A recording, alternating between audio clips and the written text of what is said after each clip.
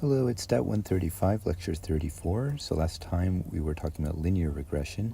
I just want to make mention of all of the assumptions we have here. So we have a linear model, y is x beta plus e, where x is a fixed matrix.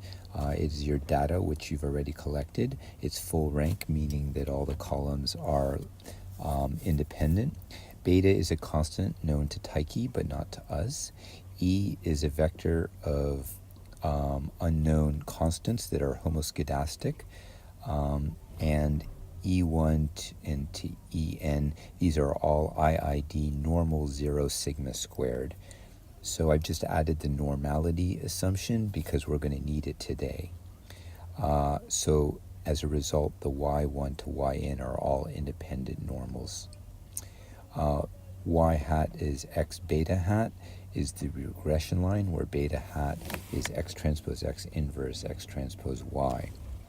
So an important theorem that I'm not going to prove, but it's in your book, Theorem AB, says that assuming that E1 to En are IID 0 sigma squared, that the expectation of beta hat is beta, so beta hat's an unbiased estimator, and furthermore, E hat, the residuals, is having 0 expectation and variance, which is a diagonal sigma squared, and the variance of beta hat is sigma squared times x transpose x inverse, where x transpose x inverse times sigma squared, this is a k plus 1 by k plus 1 variance covariance matrix, having the variances along the diagonal and the covariances on the off diagonal.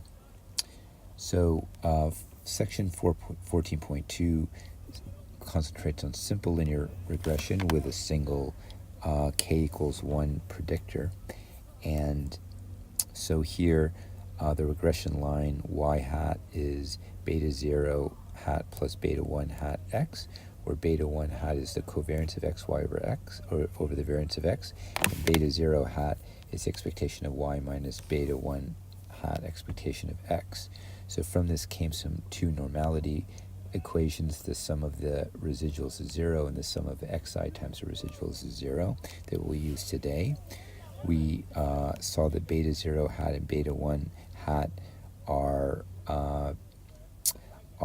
having expectation beta 0 and beta 1 respectively, and variance is what's shown and highlighted there. We will show today that they're independent normal, but we don't know that yet.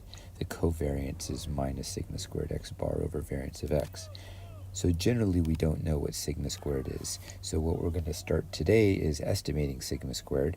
Then we'll be able to give a confidence interval for beta 0 and beta 1. So a roadmap of what we're doing, the questions in simple linear regression is beta 1 0? Is beta 0 0?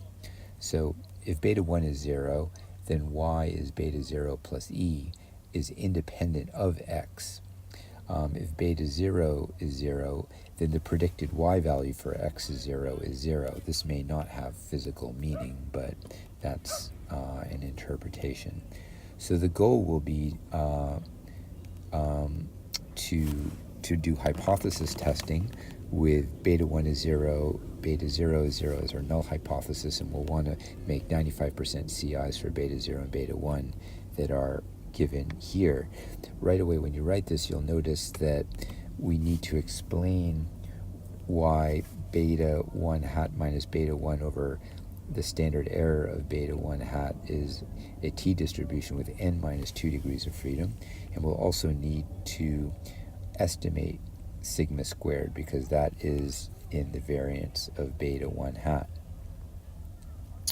So as far as estimating sigma squared now, this is proven in your book for multivariable case, but I want to show it for the simple linear case so that you get some insight. So we're going to define RSS to be the residual sum of squares, and we're going to normalize our data such that the sample mean is 0. This doesn't affect sigma squared or RSS because we're just translating all of our data taking x bar to 0. So this translates the Tyche line into the regression line in a parallel way, and so the residuals are not affected. So we're going to show that the residual sum of squares over sigma squared is a chi-squared n minus 2 degrees of freedom. But to start this off, we're going to show that the sum of the errors squared over sigma squared is a chi-squared with n degrees of freedom. So to do this, we write out the definition of the sum of the errors squared, and we do a little algebra trickery here by adding and subtracting in beta 0 hat and beta 1 hat xi, so that we can get our regression coefficients involved here. And from the normality equations, and x bar is 0, you can see that all the cross terms here die, so that we just get sum of the EI squares is a sum of a squared plus b squared plus c squared, where these are defined above. So what we get here is what I've written here. Notice that the sum of the xi squared is n times the variance of x, and that the sum of the residual squared is, by definition, the RSS, and that's with x bar is 0. So since by our standard statistical model y is beta x plus e, with xi constant and the ei's independent normals, it follows that the yi's are independent normal. And furthermore, since beta hat is x transpose x inverse x transpose y, beta 0 hat and beta 1 hat are linear combinations of independent normals, because the y's are all independent normals, and x transpose x inverse times x transpose, that's some matrix of numbers, and applied to y gives you a linear combination of y's. So that will be normal, and so that shows that beta 0 hat and beta 1 hat are normal. Since they're unbiased, I've written beta 0 and beta 1, and with x bar equals 0, the variances are as shown. So so now beta 0 hat, beta 1 hat is a bivariate normal, because bivariate normal requires that any linear combination of two normals be normal. So a beta 0 hat plus b beta 1 hat is normal, because any linear combination of beta 0 hat, beta 1 hat is a linear combination of independent normals of y1 to yn, and hence is normal. So always a linear combination of independent normals is normal, but it's not always the case that a linear combination of normals is normal, but when it is the case, then it's called bivariate normal. So now the covariance of beta 0 hat and beta 1 hat is 0, because x bar is assumed to be 0. So beta 0 hat, beta 1 hat are uncorrelated bivariate normals, which implies independence. So we finally have shown that beta 0 hat, beta 1 hat are independent. And furthermore, so the equality that we had above, we can see that this is, on the right-hand side, z squared plus another z squared. So these are two independent chi-squares. So beta 0 hat and beta 1 hat are independent, so that their sum here is a chi-squared with 2 degrees of freedom. And furthermore, because the errors are homoscedastic and hence independent of the xi, the sum of the EI squared over sigma squared is independent of these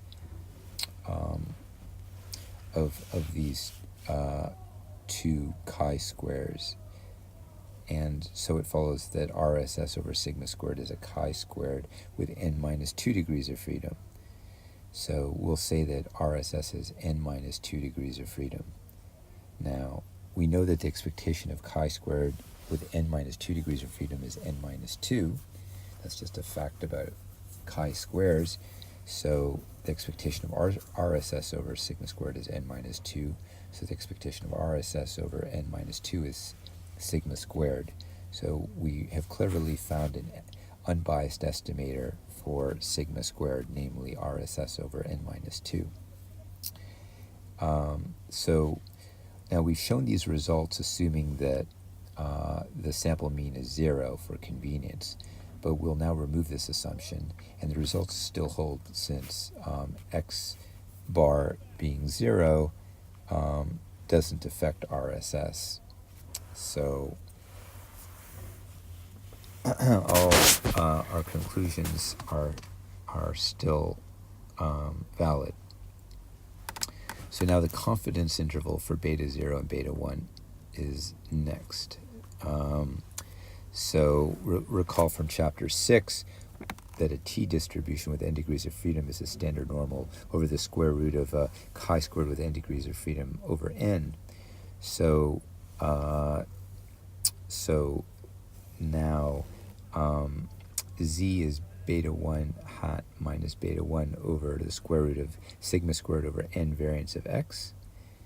And so t n minus 2 is, I'm going to write this as z over square root u over n minus 2, where just look what I wrote here. I wrote it in a funny way, but it's all valid. And so I can easily see that I have beta hat minus beta over square root of RSS over n variance x divided by square root of n minus 2. So this circled in red term here is the standard error of beta 1 hat. Congratulations. I'm just going to rewrite that slightly cleaner. So the standard error of beta 1 hat is square root of RSS over n minus 2 variance x. And I can write my 95% CI. So you can also write a 95% CI for beta 0, and all the details are exactly analogous. So we have Tn minus 2 is beta 0 hat minus beta 0 over square root of RSS over n minus 2 times 1 over n plus x bar squared over n variance of x. And so that is my standard error for beta 0 hat, and I can write my 95% CI for beta 0 as shown here highlighted. So I hope you enjoyed it, and I'll see you on Monday.